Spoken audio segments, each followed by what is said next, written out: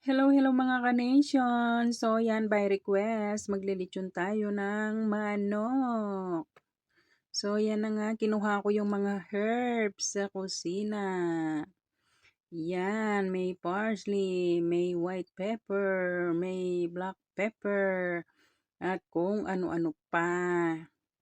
Tapos meron din siyang, yan, yung isa, yung tanglad na powder. Ano ba yan? Lemongrass powder. Tapos may ano man, tornemic o ano bang tawag dyan. So, yan, pinaghalo-halo ko.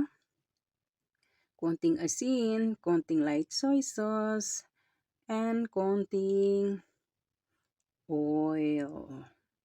Linagay ko lang po lahat niyan sa bowl. And then, in-apply ko sa manok sa loob at labas. And then, kumuha na ako ng tanglad sa taas. Dinikdik ng dinikdik. At yan na nga. Ipapalaman natin dyan sa matris ng manok. O yan na po. So, yun na nga.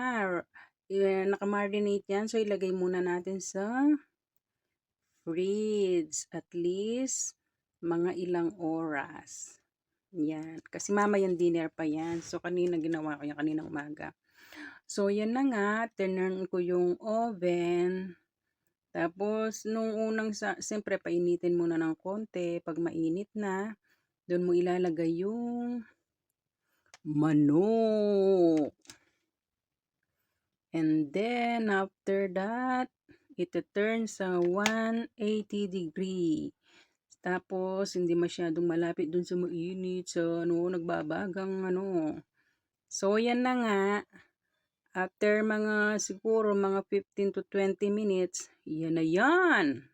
So, of course, binaligtad ko pa yan. Gusto ko parehas yung kulay. Diba? Binaligtad ko. So, taran! Yan na. O, diba? Parehas yung kulay niya. Hindi po